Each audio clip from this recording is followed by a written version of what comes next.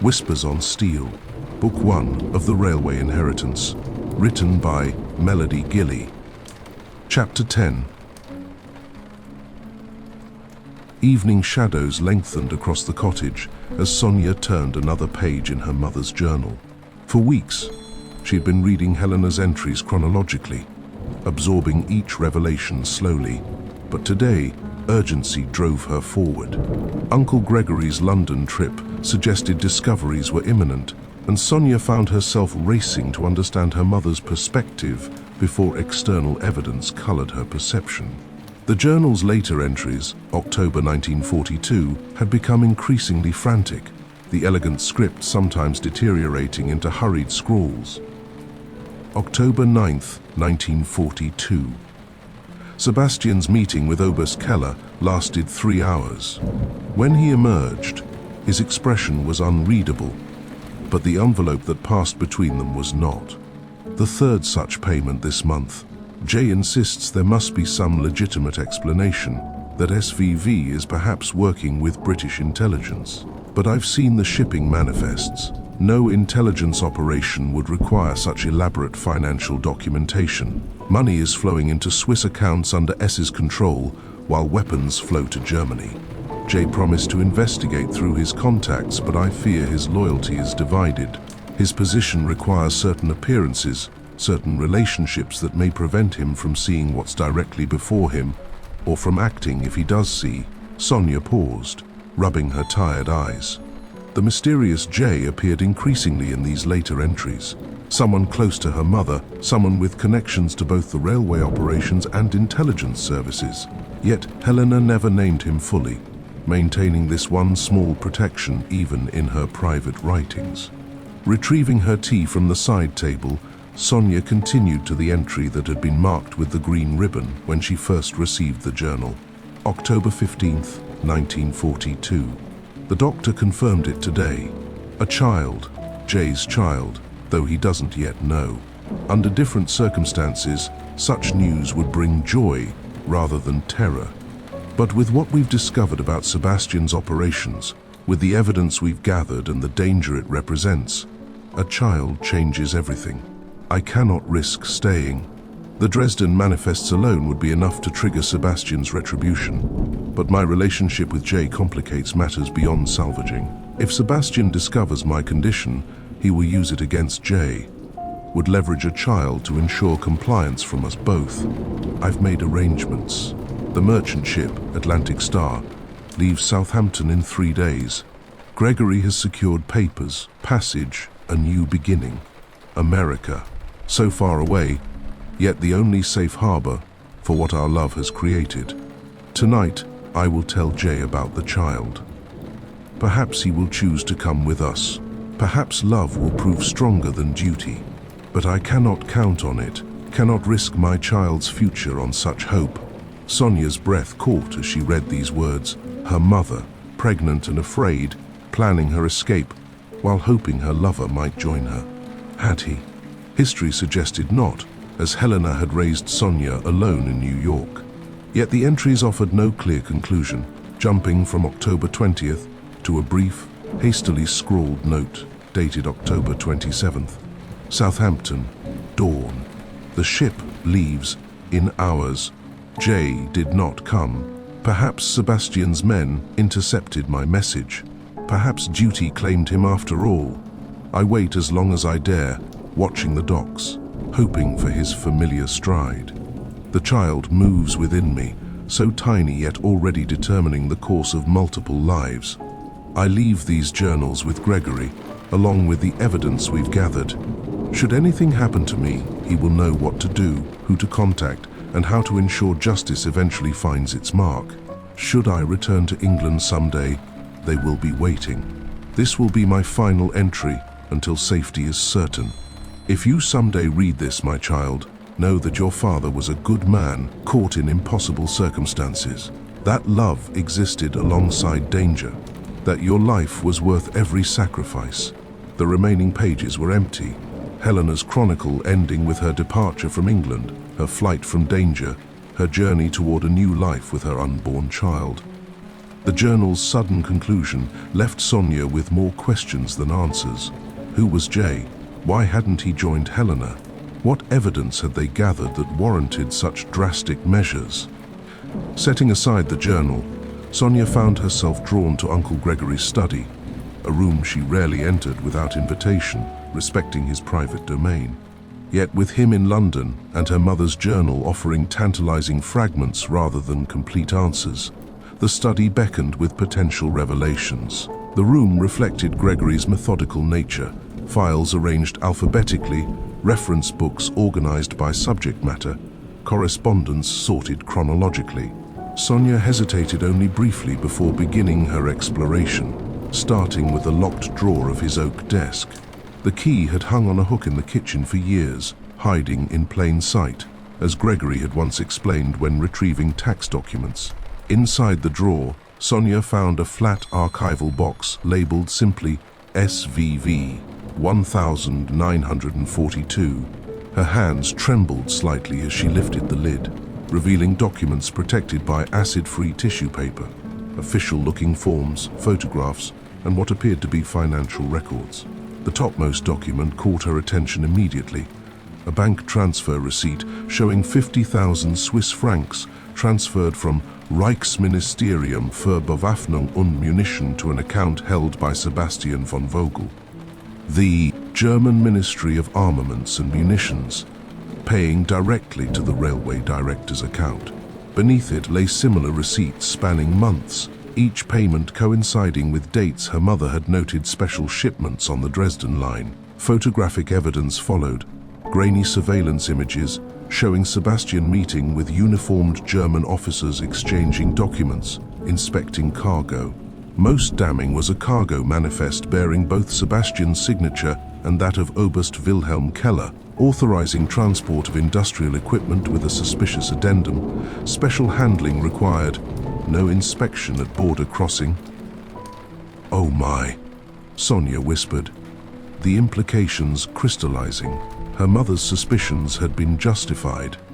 Sebastian von Vogel had indeed been selling weapons technology to Nazi Germany, using his private railway lines to transport materials that bypass normal inspection channels.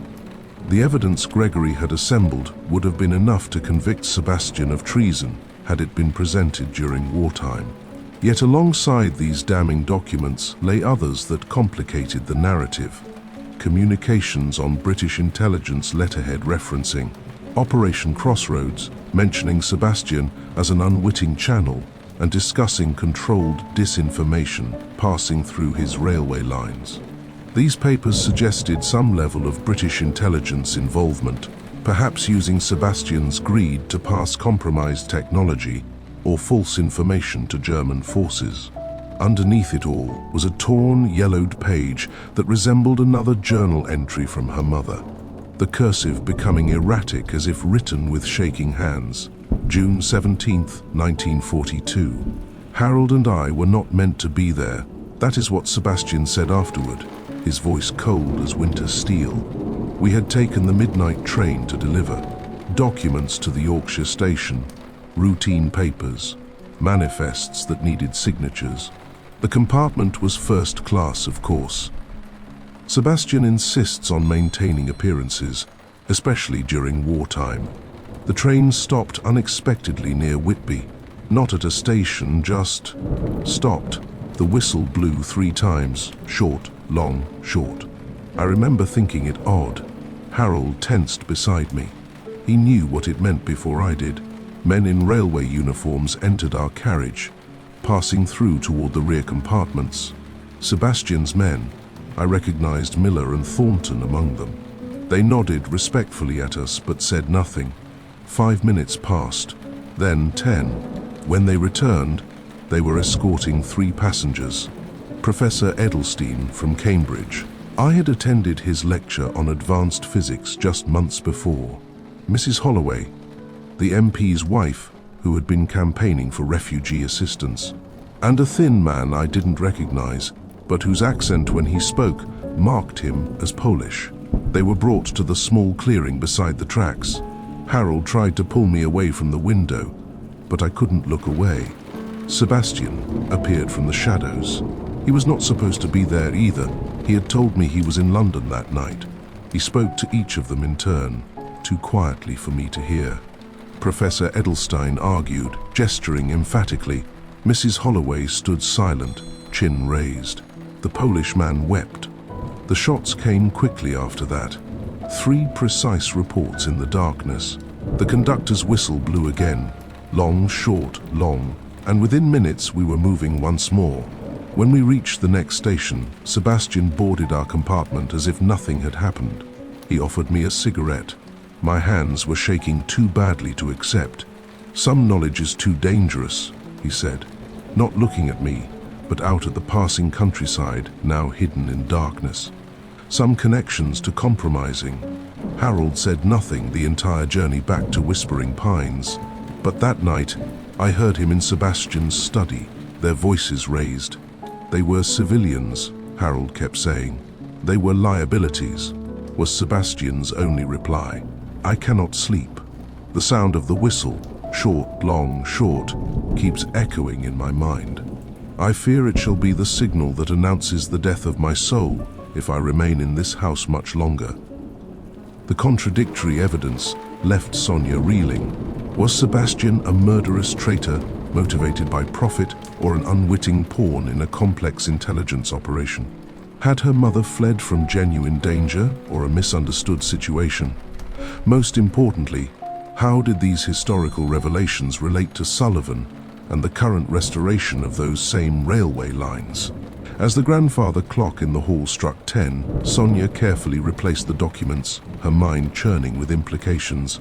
Sullivan Von Vogel was resurrecting railway operations with disturbing parallels to his uncle's wartime activities. Morrison Transport, likely connected to the mysterious J from her mother's journal, provided financing and operational support. Uncle Gregory continued investigating connections between past and present, convinced that old ghosts were reclaiming abandoned tracks. Sonya moved to the window for what felt like the 100th time, pushing aside the curtain to peer into the darkness, hoping to see headlights cutting through the Yorkshire mist. Nothing but shadows and stillness greeted her.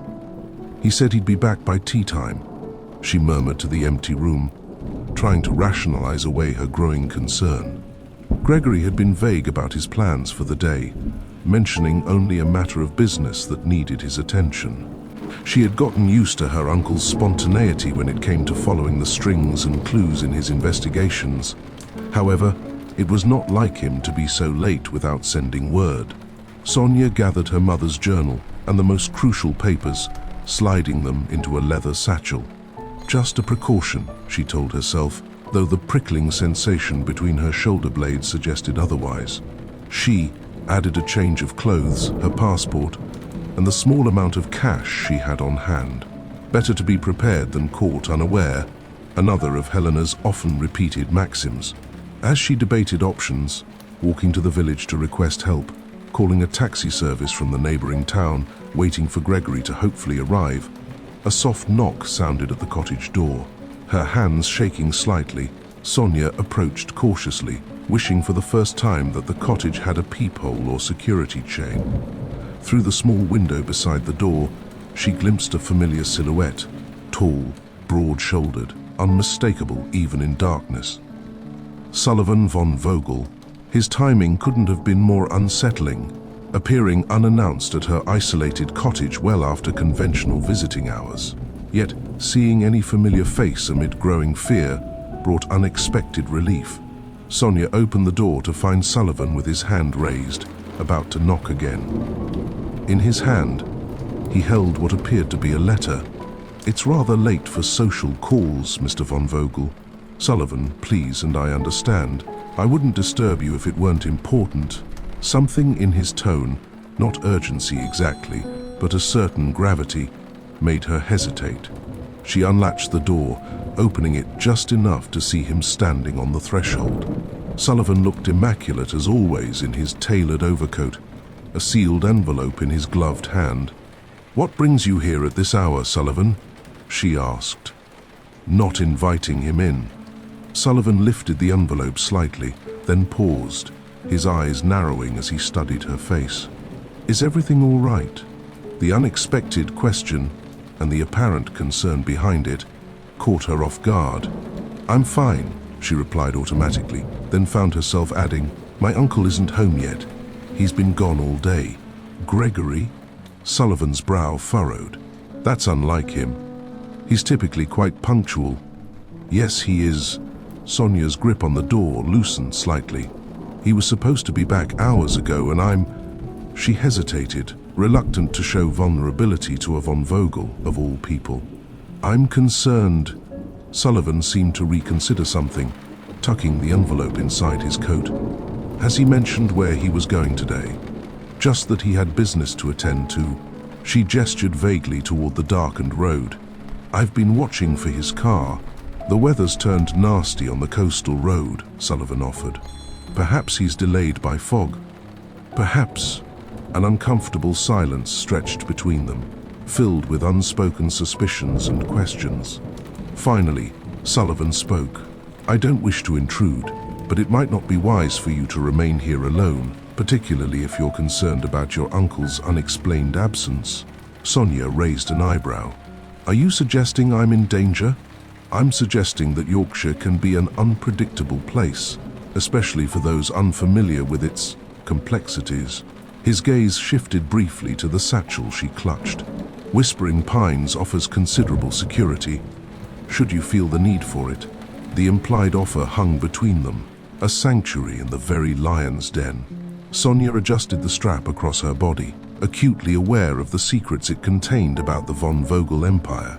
Why would you offer me protection? She asked bluntly. We barely know each other. Something flickered across his face, surprise perhaps at her directness. Despite what you may have heard, Miss Matthews, I'm not my uncle, and I harbor no ill will towards your family.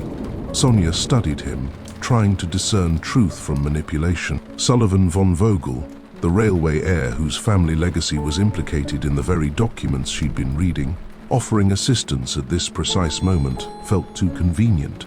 And yet, the cottage suddenly seemed vulnerable, its isolated location once charming, now ominous. If something had happened to Gregory, if the documents she'd discovered had triggered repercussions. I appreciate the offer, she said carefully, but I should stay here in case my uncle returns.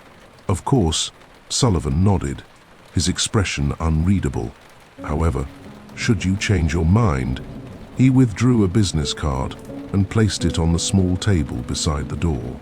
My private number, any time, day or night. As he turned to leave, Sonya found herself asking, the envelope you brought, what was it? Sullivan paused on the threshold. Nothing that can't wait for a more appropriate time. He glanced back at her, his expression softening slightly. Do lock up carefully, Sonya. And perhaps move that revolver from your pocket to somewhere more accessible. She stiffened, surprised he'd noticed. These old cottages have poor sightlines, he explained with the ghost of a smile. The table by the window would provide better coverage of both the door and the rear entrance. He turned as if to leave, then hesitated, his gaze drifting toward the darkened road. The roads turn treacherous after dark, especially for someone unfamiliar with them. The coastal route has claimed many vehicles over the years. His voice remained casual, but the implications hung heavy in the air. Particularly near the Ravenscar bend, Sonya felt a chill that had nothing to do with the night air. You think something's happened to him?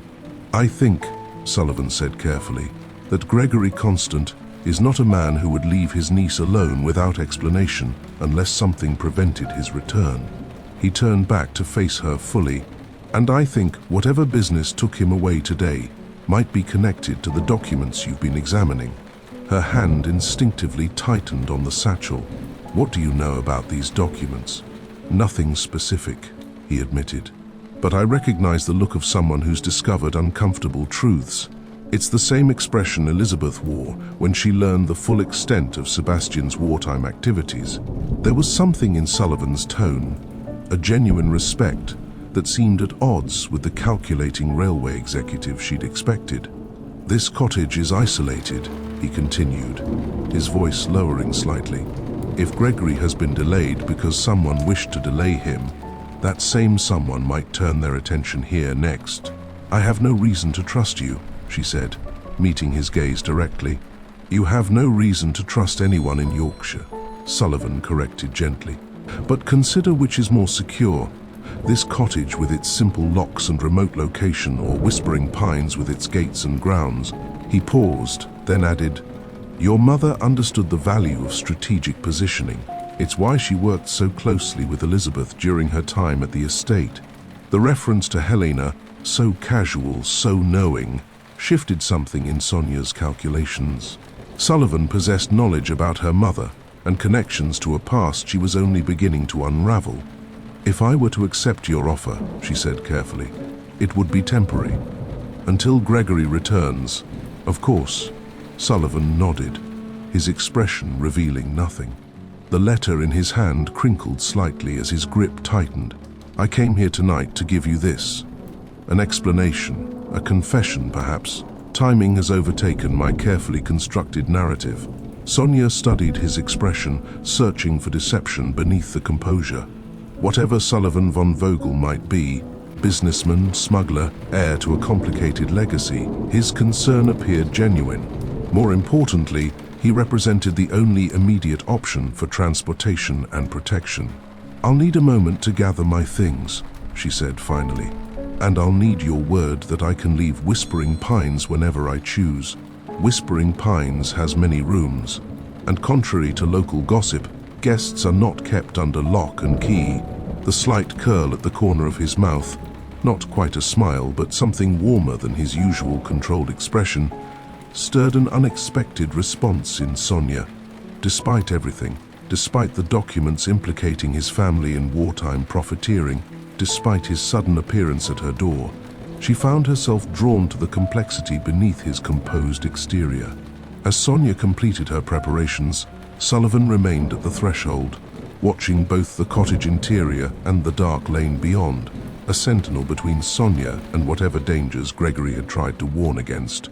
10 minutes later, after carefully locking the cottage, she slid into the passenger seat of Sullivan's sleek black car.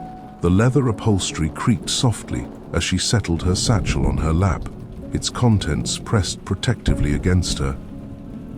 "I appreciate your hospitality, Mr. Von Vogel," she said formally as he started the engine, "but don't mistake it for trust." Sullivan. His eyes met hers briefly in the dim light of the dashboard.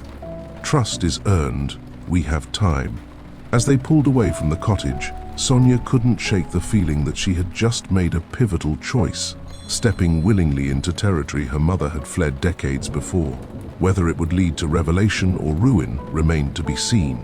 But as Sullivan navigated the dark country roads with practiced ease, his profile illuminated occasionally by passing headlights, she found herself studying the strong line of his jaw, the careful precision of his movements. For all his calculations, for all the family history between them, there was something undeniably compelling about Sullivan Von Vogel. Whatever truths lay hidden in Helena's journal, in Gregory's files, in Sullivan's undelivered letter, they would have to wait for safer circumstances. For now, Sonya Matthews found herself making the same choice her mother had faced decades earlier, fleeing familiar surroundings, while carrying precious documents, uncertain whom to trust, aware that knowledge itself had become both weapon and liability. Unlike Helena, however, Sonya was not fleeing alone. Whatever Sullivan Von Vogel's true nature, protector or threat, ally or adversary, their paths had now irrevocably converged, drawn together by forces set in motion before either was born.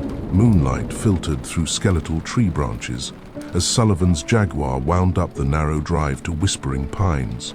Ancient wrought iron gates had yielded to his touch, groaning on hinges that protested the movement, as if the estate itself hesitated to welcome visitors. "The approach is deliberately circuitous," Sullivan explained, negotiating a sharp bend bordered by towering pines. "My great-grandfather believed homes should reveal themselves gradually, rather than surrendering all their secrets at first glance." As they rounded the final curve, Whispering Pines emerged from the forest's embrace, Not the sprawling manor Sonya had imagined, but a substantial Victorian cottage grown ambitious across generations. Weathered brick formed its core, with gabled wings added by successive Von Vogels, giving the impression of a structure that had organically evolved, rather than being merely constructed. Leaded glass windows reflected moonlight in diamond patterns, while a slate roof rose to peaks adorned with copper weather vanes turned verdigris with age. "It's not what I expected," Sonya admitted, studying the house's asymmetrical facade. "The Von Vogels have never conformed to expectations," Sullivan replied, bringing the Jaguar to rest on the gravel forecourt. Particularly in matters of architecture, a curious duality revealed itself as they approached the entrance. The grounds immediately surrounding the house had been impeccably maintained, with formal gardens visible even in moonlight, their geometrical precision standing in stark contrast to the wild forest beyond. Rose beds lay dormant in careful hibernation, while winter-flowering camellias offered splashes of pink and white against the darkness. The path to the main entrance had been recently raked, the stone steps swept clean of autumn leaves. "You've been gardening," Sonya observed, noticing Sullivan's glance toward a pair of pruning shears resting beside an ornamental bench. "Elizabeth loved these gardens," he replied, his voice softening slightly. "Maintaining them became a habit after she died. Perhaps even therapy of a sort." The main door opened to his key, with a resonant echo that suggested cavernous spaces within. Sullivan reached for a wall switch, illuminating the entrance hall with soft amber light from crystal sconces that cast long shadows across polished oak floors and wood-paneled walls. Sonia's first impression was one of suspended time, everything meticulously preserved, yet shrouded in a gossamer veil of stillness. Antique furnishings arranged with precise intention, oriental carpets faded to subtle beauty, and ornate plasterwork ceiling telling stories in 3 dimensions overhead. Unlike the Gothic decay she had half expected, whispering pines presented refined elegance tempered by age, like a dowager duchess maintaining dignity despite advancing years. "The main rooms are this way," Sullivan said, leading her deeper into the house.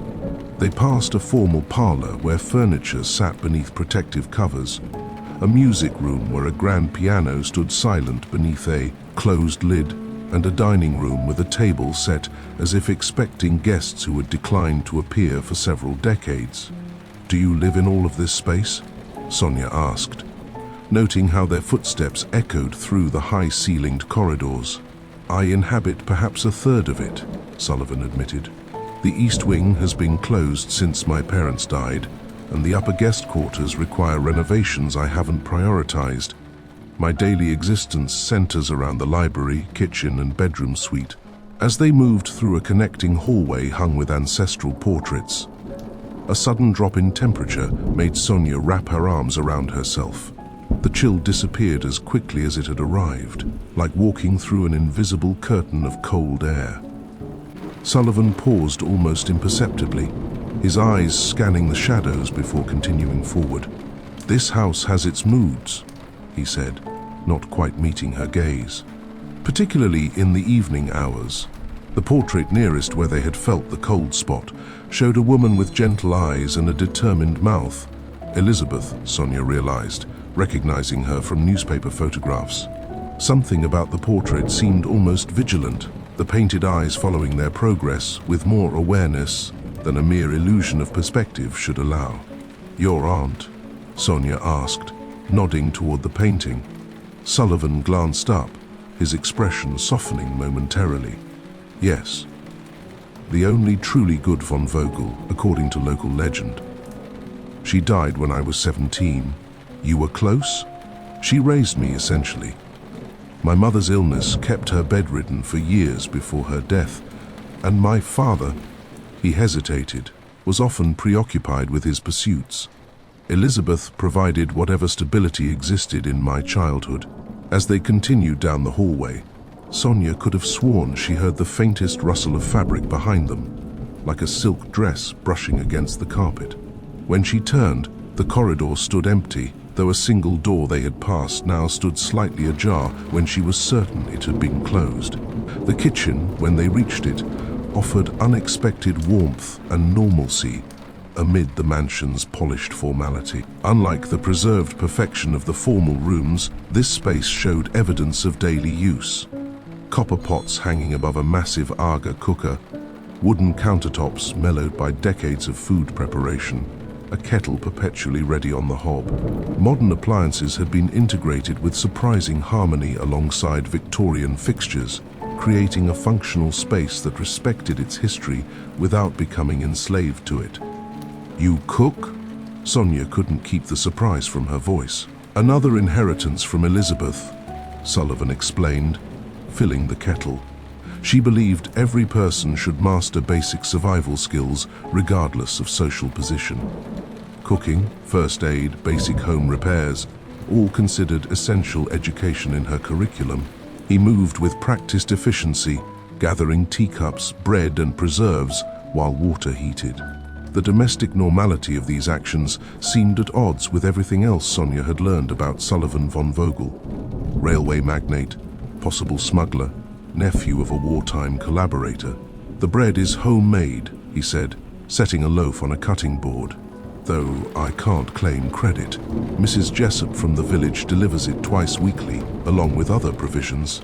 Sonya settled at the kitchen table, a substantial oak piece that had witnessed generations of family meals. The weight of everything she had discovered in her mother's journal and Gregory's files pressed against her consciousness, demanding acknowledgement despite the surreal domesticity of their current situation. "You said you came to deliver a letter," she said finally, watching as Sullivan prepared tea with methodical precision. His hands paused momentarily before resuming their task. "Yes." Though events have rather overtaken my carefully considered explanation, what was in it?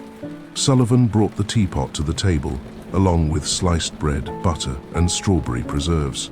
The simple meal was arranged with unconscious elegance that spoke of ingrained habits rather than deliberate effort. "A confession, of sorts," he said, pouring amber liquid into fine bone china cups. "An explanation of my connection to Morrison, of the railway restoration's dual purpose, of certain historical parallels. I suspected you were beginning to discover. You knew I was investigating?" A ghost of a smile touched his lips. "You're Helena Matthews' daughter with Gregory Constant's investigative instincts. The combination was unlikely to result in passive acceptance of surface narratives." Silence settled between them as they sipped tea, an unexpectedly comfortable moment amid circumstances that should have precluded any semblance of normalcy. Outside, wind whispered through pine branches, creating the sighing sound that had given the estate its name. "Your mother's journal," Sullivan said finally. "It revealed her pregnancy, I assume, her reasons for fleeing England." Sonya nodded, watching him carefully. "And Uncle Gregory's files revealed Sebastian's collaboration with German authorities, a simplified interpretation of complex circumstances," Sullivan observed, though without heat. "But essentially accurate based on available evidence. You don't deny it. Denial would be pointless given the documentation that exists. Sebastian accepted payments from German officials while facilitating the transport of restricted materials. The evidence is incontrovertible." He met her gaze directly. "The context and purpose behind those actions, however, remains subject to interpretation. What context could justify?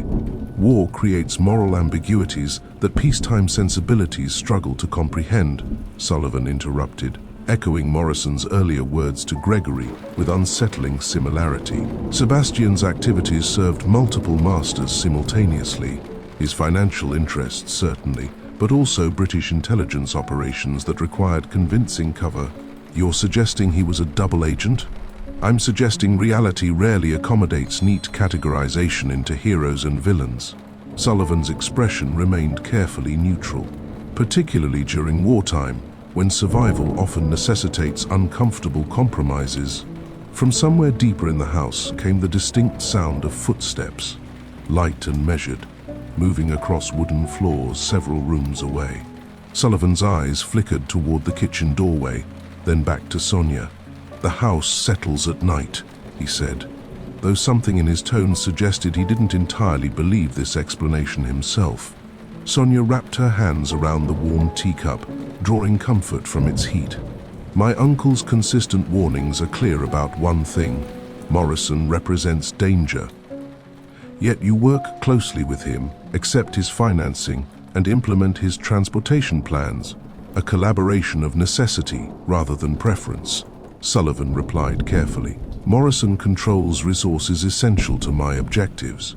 I provide infrastructure crucial to his operations. Our arrangement has been mutually beneficial, if not entirely comfortable. And now?" Sullivan considered her question, his expression revealing the calculations occurring behind his composed facade. "Now, circumstances have evolved in ways neither of us anticipated. Your arrival in Yorkshire, Gregory's accelerating investigation, certain discoveries I've made regarding Morrison's ultimate intentions." The distant footsteps sounded again, closer now, accompanied by what sounded like the gentle rustle of fabric. A door closed somewhere in the mansion's depths, followed by silence. "Is there someone else here?" Sonya asked. "Not in the conventional sense," Sullivan answered after a moment's hesitation. His gaze moved to the doorway, then back to Sonya. "Whispering Pines has a certain reputation locally. Elizabeth's presence lingers, according to village legend. You believe your aunt's ghost haunts this house?" "I believe certain energies persist beyond conventional understanding," he replied diplomatically, "particularly in places where strong emotions have imprinted themselves upon physical environments." As if in response to his words, the kitchen lights flickered briefly, their amber glow dimming and then strengthening again. A silver spoon on the counter moved several inches without visible cause, the soft clink of metal against marble distinctly audible in the silence. "She's rather direct in her communications," Sullivan observed with surprising composure, "particularly when she disapproves of conversational evasions." Sonya found herself caught between rational skepticism and the undeniable evidence before her. "You speak as if this is normal." "At Whispering Pines, it is. Elizabeth maintains certain standards in life that extend into whatever exists beyond." Sullivan's matter-of-fact acceptance of the supernatural element seemed oddly reassuring. She particularly disliked dishonesty and half-truths. The temperature in the kitchen dropped noticeably, goosebumps rising along Sonya's arms despite the Aga's persistent warmth.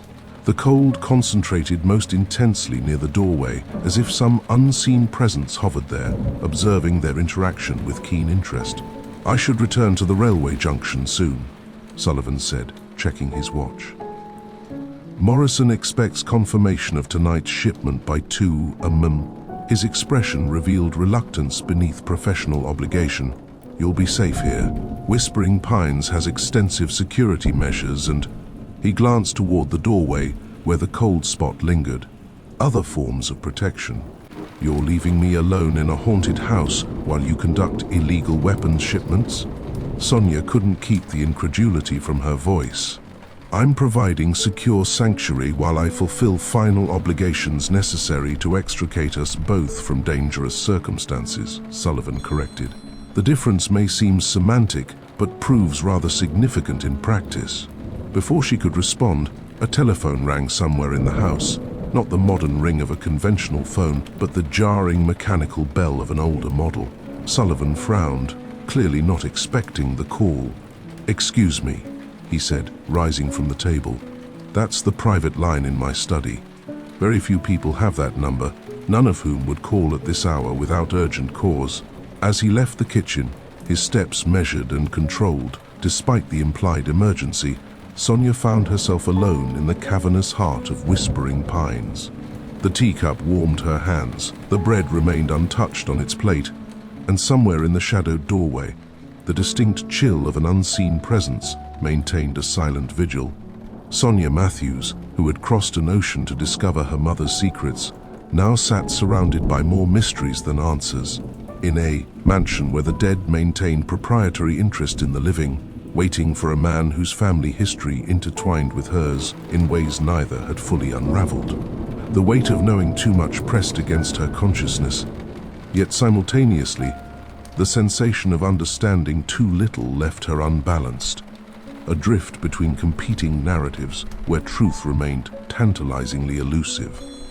From the doorway came the softest sigh, distinctly feminine, tinged with what might have been sympathy or concern. When Sonya looked up, a shimmer of movement caught her peripheral vision, like silk rippling in a breeze where no breeze existed. "Elizabeth?" she whispered experimentally. The kitchen lights flickered once in apparent acknowledgement, and somewhere in the depths of whispering pines, a music box began to play a gentle melody that drifted through the silent corridors like a memory-given voice.